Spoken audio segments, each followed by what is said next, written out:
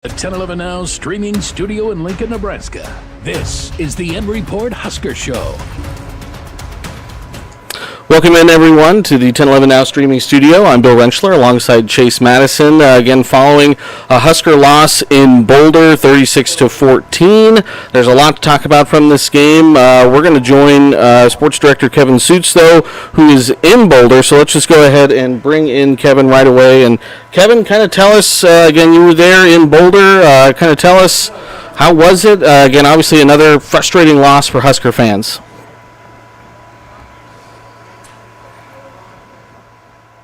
Was it, Bill? Well, if you're a Nebraska fan, it wasn't good. The Huskers hung tough with the Buffaloes, 22nd ranked team in college football in the first half.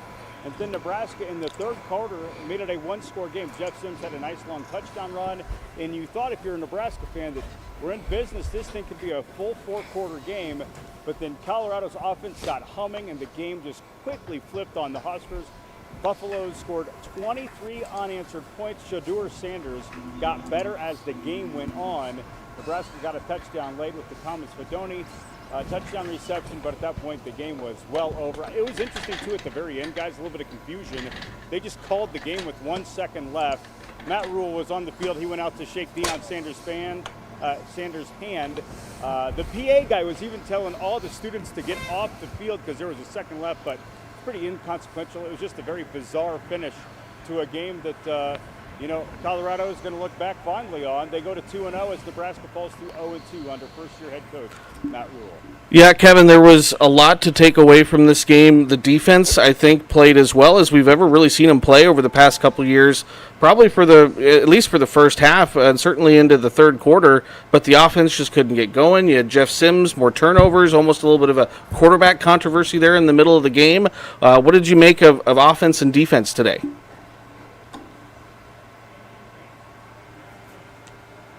Well, you're right. The defense did play well. Offensively, the turnovers are a pretty concerning element of Nebraska's offense. 4 times the Huskers let the football go today, and they weren't in great field position situations. Look at the first one, which was a fumbled snap. Nebraska was driving on the opening drive of the ball game. They were in Colorado territory, and you got the sense the Huskers were going to get some points, whether it's a field goal or find the end zone. But then you just put the ball on the turf with a bad snap, and Colorado recovers. So that was the start of a mistake-filled game for Nebraska.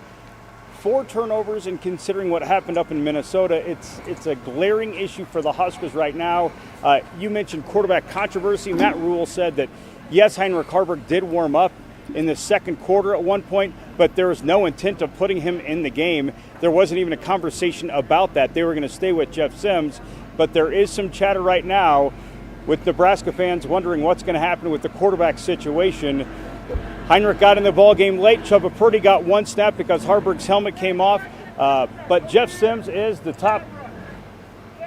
Sorry, we're getting some guys. It's just been a bizarre day. Let's just say that. It has been a bizarre day. Somebody was just yelling at all the cameras, and it's been a circus here, guys, to say the least. Okay, well, Kevin, we'll hopefully we'll have you here for just another minute or two, and we'll wrap it up. Defense, again, had 6 sacks, 9 tackles for loss. Chase, what did you make of the defense today? Yeah, I thought defense played well. And, obviously was able to control Sjuts Sanders and slow him down the first half. But this is also a Colorado team that is explosive, and so eventually the wheels did fall off, and there was some busted coverages, and Travis Hunter made some plays, and Sjuts Sanders was able to be dynamic. But you look at this is a Nebraska defense that Cameron Lenhart, huge plays in the first half, and so just an overall, I think there's a lot to take away positive from the defense today, even though they gave up 36 points. Kevin, going into the season, again, you looked at this opening stretch at Minnesota, conference game at Colorado. Again, everyone hoped for 2-0, and thought best case scenario was 1-1, and they're coming out 0-2 as they finally get to return to Memorial Stadium next week. What does this team, I guess, have to kind of do, looking in the mirror between now and next Saturday when they face Northern Illinois?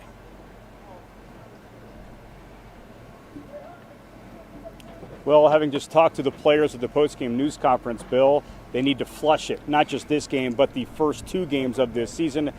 They return home. The home opener is next Saturday against Northern Illinois. And can Nebraska mentally withstand this sluggish start to the season from a football perspective? Can they improve on hanging on to the football? They're doing themselves no favors with the turnovers and the penalties. And guys, I got to say, I believe the turning point in this game, in my opinion, was late in the second quarter. The Huskers had the football. It was 3rd and 12. They were in their own territory. And at that point, Nebraska had only given up 3 points. It was a 3-0 game.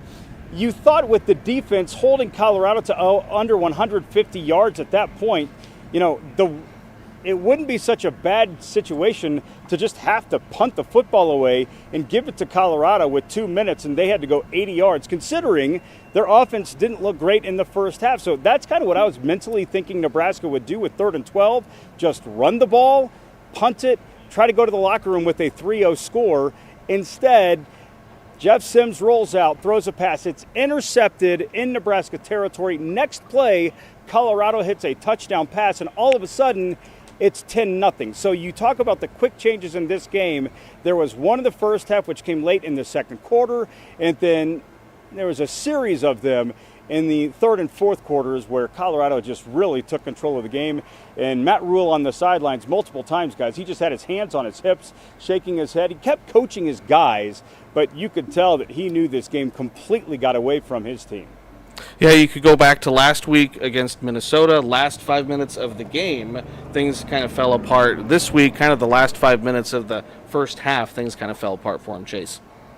Yeah, turnovers just mounting, and then as Kevin just mentioned, that interception and then the one-play touchdown, that was the first break of the defense in that first half. So just a really big swing there. I completely agree with Kevin, and I think it just was a momentum shifter. And then you see in the third quarter and into the fourth quarter not being able to convert on fourth down and the offense stalling, really slowing that down. And then, you see Jeff Sims have that big touchdown run in the third quarter, but besides that, the offense just could not get going. And Rule even mentioned that while the defenses came along, the offense needs to improve each week and more. Yeah, again, the Huskers finished with 341 total yards, 222 on the ground, 119 through the air. Yeah, go ahead, Kevin. Chase, one of the big points there is, the offense changed throughout the game. Gabe Ervin averaged over 4 yards per carry. He did a nice job, and he carried the load in the backfield for Nebraska.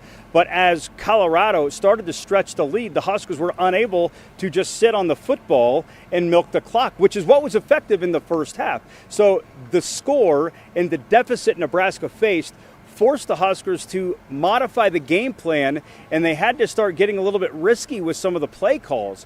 They attempted to work in Nate Borkircher, Thomas Fedoni, Billy Kemp. We saw some nice plays out of the Virginia transfer, but overall, that was not the game Nebraska's coaching staff wanted to play against Colorado.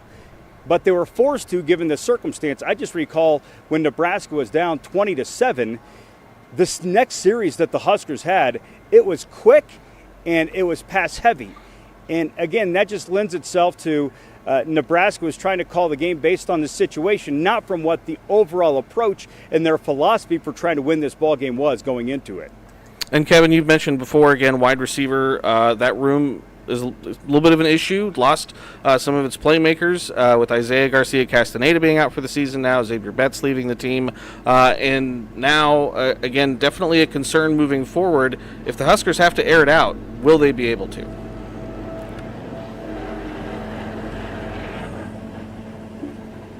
They can. They have to have the receivers to be able to air it out. They have some speed on the team, but that speed is young. I assume some of those guys are still learning the plays and still trying to settle in with this offense. The guys I'm referencing would be, of course, Malachi Coleman and Jalen Lloyd, some speed burners, but they've had very limited action so far over the first two games. Josh Fleeks is somebody that I thought we were going to maybe see a little bit more of in this game, but instead it was just that trusty group of Alex Bullock, Billy Kemp, the fourth, and then the tight ends, Borkircher and Thomas Fedoni, were the top targets for the Huskers in this game. There's going to be a lot of ways to dissect this, the more as time passes after this game. In short, guys, defense, good, steps forward.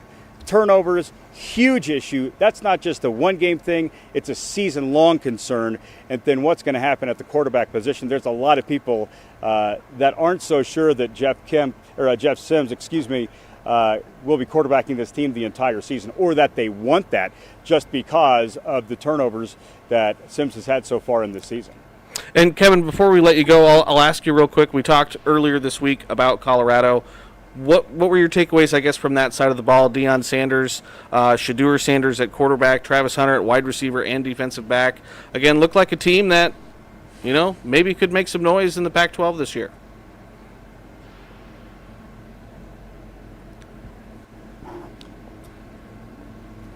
They're flashy.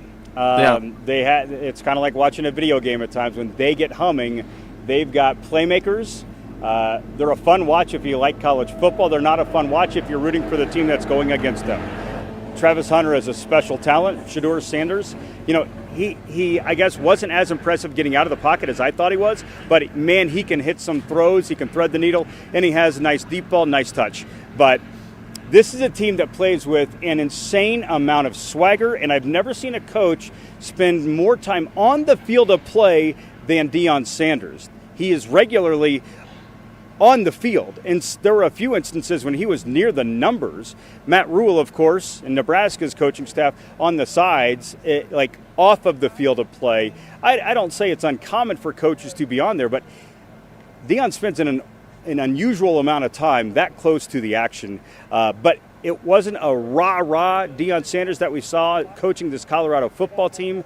Yeah, he was coaching, and he lets his assistants do a lot. And I think that's one thing that really struck me. But overall, this is a team that plays with a lot of confidence, and you just got the sense once they started to stretch the lead, this is a team that's going to just use that momentum and be able to really run away with the game. That's what they did against Nebraska. And obviously the folks here in Boulder and the Colorado faithful that was in Folsom Field today, they enjoyed it, and you can tell that they are feeding into the environment and the atmosphere that is now in place with Deion Sanders and this coaching staff coaching the Buffaloes. Absolutely, Kevin. All right, well, it looks like you might be mowed over there. It looks like they're mowing the field here. So we'll go ahead and we'll let you go. Thanks for jumping in and joining us from Boulder again. You will have coverage and all the highlights, post-game reaction tonight at 10. No early show this evening, but you will be in the 10 o'clock newscast tonight. So thanks so much, Kevin. You bet. All right, that was Sports Director Kevin Sjuts again, live for us in Boulder. Thanks so much for him to jump on and join us on the REPORT Husker Show. Chase, again, just to break down some additional stuff. Again, 4 turnovers again for the Huskers today. Yeah. 3 fumbles, and those fumbles coming on snap issues, hitting the motion man. Jeff Sims just dropping a couple snaps again. And then there was the interception he threw as well towards the end of the first half. Yeah, well, the worst turnover was the interception, as Kevin mentioned just earlier from Folsom Field, that was a momentum shifter. But then also, like the fumbles, it's almost inexcusable. It almost feels like Sims has the key to the car, but kind of gets a little bit nervous behind the wheel. Mm-hmm. And at times, maybe it was the noise. Rule mentioned in the postgame some silent snap counts they were trying to go through, kind of were poorly executed because of the noise. And then they've had back-to-back really intense environments with Minnesota, and even more so today in Colorado. Even though there might have been more Husker fans in Boulder, it's a different environment. And it looked like it was a different environment on TV today. But yeah, it's just kind of inexcusable. And then they had a fumble that the fullback fell on. Lindenmeyer, but that was also just a procedural mistake. Like that's it was on third down too. It was on third down, and the ball gets snapped into the side of the fullback. Like that just shouldn't be happening. And then you look at the fumbles that Sims lost, and even I think it went down as a fumble by Gabe Irvin Jr. on the stat sheet, but that was a missed handoff by Sims to Irvin, where like Irvin gets doxed for that. However, that whole connection really stem from Sims. So I think just right there was just issues. And then, you have to give it to Colorado. They had playmakers. We knew that coming in. We saw TCU run all over them in week 1. I feel like Sims did have some flashes, and Gabe Ervin played really well in the first half. But in the second half, the front seven for Colorado kind of stepped up and made some plays. So there was more of that, and even they were even able to get to Sims at times and really kind of slowed down the Nebraska rushing attack. Nebraska did still have over 200 rushing yards, but so Colorado's defense wasn't perfect. But I think the front seven, because you knew you had playmakers on the outside with Travis Hunter, you had Shiloh Sanders at safety, but I think the front seven for Colorado played better, and they took advantage of the turnovers. You can turn the ball over all you want, and in the first half, Nebraska's defense was playing well enough to slow down those turnovers. But in the second half, you had another turnover, and then you had 2 fourth down conversions that they were trying to do to come back that failed. And Colorado executed it and capitalized. So 4 turnovers, 16 points off those turnovers. Yeah. Again, if you take away the 16 points, you're talking it's a 20-7 game. And 20-14 at the end. 20-14 at the end. And again, especially through the first half, that definitely felt like a game that the Huskers lost more than the Colorado won with the self-inflicted wounds. Yeah. Definitely felt like it probably should have been 13-0 Nebraska at half versus 13-0 Colorado. Again, with some of the miscues on and I would even offense say, and that besides that touchdown, that interception, and Kevin mentioned this too, even if you try to get into field goal range, but you get down and you run the clock out from the 50 at halftime, you head into the locker room, if you could have sustained that drive before the pick, you head into the locker room at 3-0. Yeah. You're coming in the second half, and it's almost a 0-0 game. I'm not saying that it is, but the way the Nebraska defense was playing, you have to look at it almost as a 0-0 game. Yeah. But you have the interception happen, and then the next play, it's a touchdown to Xavier Weaver, who also was a standout player today. Travis Hunter made some plays, had some flashes, but the secondary played pretty well against Hunter and Jimmy Horn Jr. There was a few times mismatches, but then also they were able to contain Dylan Edwards, right? He had 55 yards rushing, but that was that 134-yard carry. Yep. But he was dynamic against TCU, and they were able to really slow him down. So Xavier Weaver shine for Colorado. But you look at that turnover happening at the end of the first half, that was really the difference maker of that first half, because turnover happens, they score, then Nebraska gets the ball back, and now they're kind of thinking, well, maybe we have to try to score because now we're down 10 before half. And Jeff Sims runs out of bounds with 55 seconds left, or something around 50 seconds. Around 50 seconds Stops left the when clock. He could have gone down and forced Colorado to use their timeout. Their last timeout. Their last timeout. They ended up using their last timeout with a second left in field goal range. Jace Feely knocks it through to make it 13-0. Yeah. And it just shifted the game, really. And, overall, I'm not saying it's going to be a long Nebraska football season, but it's going to be a long Nebraska football season. You see Coach Rule, you see Coach Sanders. They're taking different approaches to being first-year head coaches. And, Rome wasn't built in a day, but Colorado, the Colorado Buffaloes has swung pretty well with the transfer portal and been able to kind of flip the script on the narrative of who they are. And we knew they had playmakers, but really when it comes down to it, the guys up front and then the two sides of the ball, the trenches, the O-line, and the front sevens have to play well, and they did enough to play well, and they capitalized on Nebraska's mistakes. It just felt like Nebraska continued to beat themselves up. And you do that, you're not going to win football games, and we'll set it. Yeah, so you look at some of the stats. Again, Sims finished 9 for 15, 106 yards, throwing the ball, 1 interception, running the ball. He had 10 carries for 67 yards. Obviously, the big run being the 57-yard run. And talk about stats. Yeah. Anthony Grant didn't get a carry. Did not have a carry. I don't think I saw him on the field. And, didn't have a carry, had one of the most costly plays of the Minnesota game with the fumble. Wasn't everything. Nebraska still had a very good chance in that game. It just will be interesting. Again, Anthony Grant fumbles that ball last week. Matt Rule says he's had fumble issues, can't turn the ball over for me. Well, Jeff Sims is responsible for quite a few turnovers for the first 2 weeks. The interesting thing is that obviously quarterback is a bigger position, and when you have Gabe Ervin Jr., who was pretty great today in the first half, and you have Ramir Johnson, who really made some nice dynamic plays. When you have them two, it makes Rhett not playing Grant more understandable. But this is Matt Rule, who Grant gets put third on the depth chart to start the season. comes in Minnesota, because I think it was just Bethel, the running backs coach, just had him in for that scheme, fumbles. Rule kind of makes sure he doesn't get hits the field today. Mm-hmm.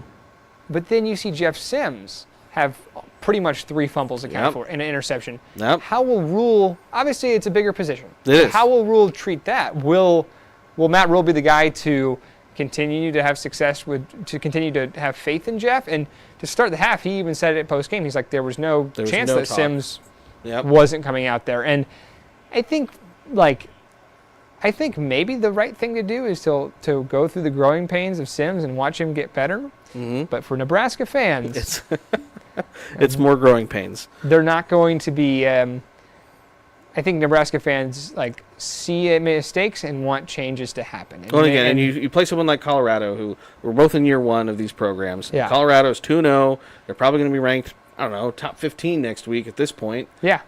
With today's performance. And literally the other side of the spectrum, Nebraska's sitting here 0-2, a loss to Minnesota where you feel like you definitely should have won, and a game today where you were definitely in it for the first half, and then the wheels just kind of fell and off. this is college football. This is kind of what Nebraska has known over the past few years, and compared to Rule in the NFL, Carolina Panthers Nebraska's not getting the number 1 pick. No, right? no, so they're not. This is a rebuild that you can be happy with certain things, but Rule mentioned it. Week to week, they have to see improvement. Yes. Even if this does finish out as a losing season in year 1 of Rule, you have to see improvement from game to game. And I think we will.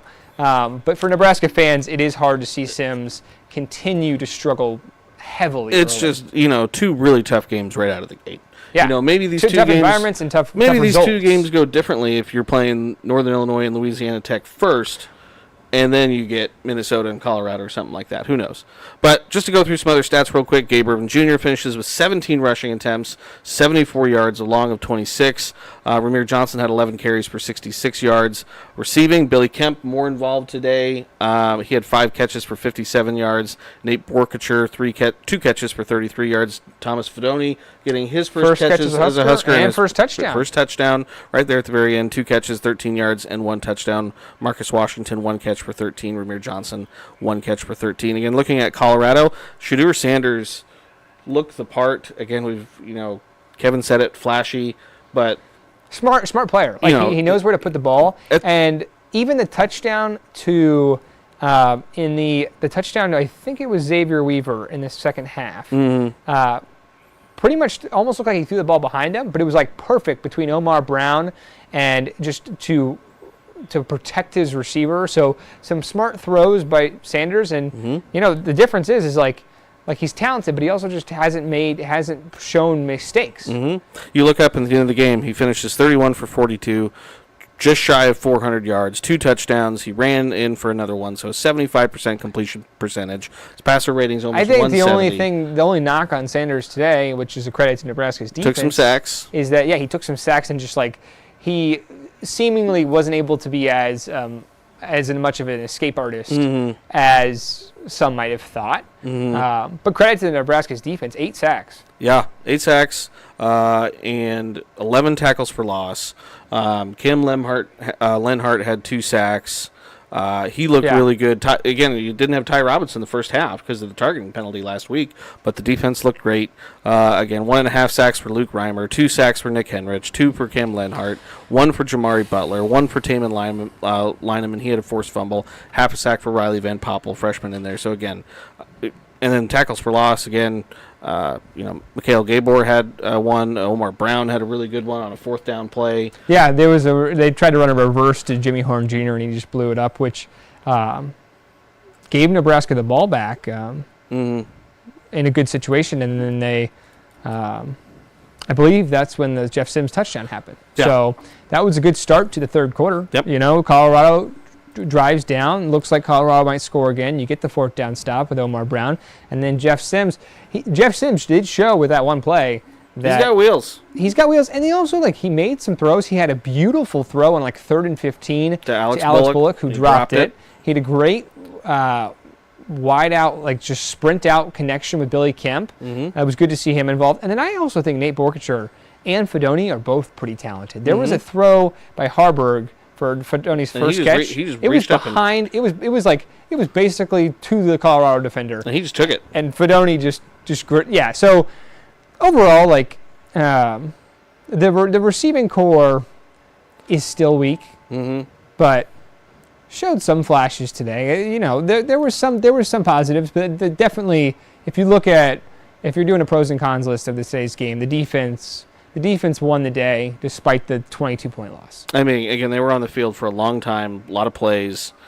And, Also, it doesn't help when the offense is giving Colorado the ball at the 20-yard line. Yes. So now next week, it's Northern Illinois, home opener, Yep. 6 p.m. kick. You get Northern Illinois and Louisiana Tech. You want to say those are probably 2 wins before you start, not start Big Ten play. You've already started Big Ten play, but you're talking about, you know, if you chalk up Northern Illinois and Louisiana Tech as wins, you got to go win 4 of your last 8 in conference just to get to 6-6. I don't know if did I say 7-5 ahead of the year? I think I was being a little bit too optimistic. Yeah, we mentioned this earlier. This is, you know, Sanders and Matt Rule are taking different approaches, and just a tough start to the year. And like people didn't think Colorado was going to be like this. Minnesota was definitely a winnable game. So. You know, for Nebraska fans, you'd hope it'd be, with Colorado being this talented, you'd hope it'd be 1-1. But 0-2, you probably go into Michigan 2-2, or you should. You hope to expect to go into Michigan 2-2. And then I think Illinois and Northwestern are both beatable. Illinois is on the road, but they lost last night to Kansas. Yeah. And Northwestern looks like they potentially might be the worst team in the Big Ten this year. Yep. And then Purdue's the first-year head coach in Ryan Walters. Michigan State, you never know what you're going to get from them. And that, I mean, by that time you're playing November football, so at that time things just get tough. Period. Yeah, I think like we can't look that far ahead, right? Like I think, and that's kind of what I think Rule's mentality is that for anyone that's chalking it up, it's like, okay, how can Nebraska get 6 wins? They haven't been to a bowl game in forever. Fans want to go to a bowl game. Right? Like, at the end of the day, Rule's vision is incremental. His vision's Northern Illinois. That's where he's looking right now. He's got the little like viewfinder that switches the little things you did as a kid. Yep. It's going Northern Illinois, then it's going Louisiana Tech, then it's going Michigan. 1-0 every week. That's what the players said. Yep. And I think that's a good way to go about it for your first year. Obviously, this was a big rivalry game, a reignited rivalry game, the 72nd introduction of this game since the 1800s. So, I did appreciate the Colorado Buffaloes Twitter account tweeted out a picture, you know, saying it was a packed house, but they only tweeted like half of the field. The picture is only half of the field. You couldn't see the sea of red. You couldn't see the red, and I mean, it was probably. I mean, CU probably outnumbered Nebraska fans, but it was probably 60-40. Maybe 65-35? Yeah, Colorado AD said don't sell your tickets to anyone they wearing sold red, their tickets. But, yeah. I don't know. I feel like we're just kind of rambling on here. But we are. It's going to be a long season for the Huskers. And, you know, defense looked like there were some bright spots today. But at the end of the day, turnovers, costly against Colorado. -6 on the year. And Minnesota and Colorado. The Matt Rule era is 0-2. 0-2 to start the Matt Rule era. All right, well, Chase, thanks so much again. You'll have coverage tonight at 10. Yep. I'm not sure entirely what time the 10 o'clock newscast will go on with football on CBS today. And we have Nebraska volleyball, too. So. And Nebraska volleyball hosting Long Beach State, which should be an excellent match. So, again, look for all the highlights there coming up tonight on 10-11 at 10. For Chase, as well as Sports Director Kevin Sjuts, this has been another edition of the REPORT Husker Show. Thanks, everyone, for watching and listening. Make sure you like and subscribe to 10-11 on the YouTube. And, as always, for all the latest news, weather, and sports, keep it tuned to 10-11 both on air and online. Thanks, everyone, so much for watching. Hope everyone has a nice Saturday afternoon. You've been listening to the REPORT Husker Show from 1011. Watch, listen, and stream on the 1011 Now app, on YouTube, or wherever you get your podcasts. For more Husker coverage throughout the week, watch the REPORT on 1011 Sports at 6 and 10 p.m. and download the 1011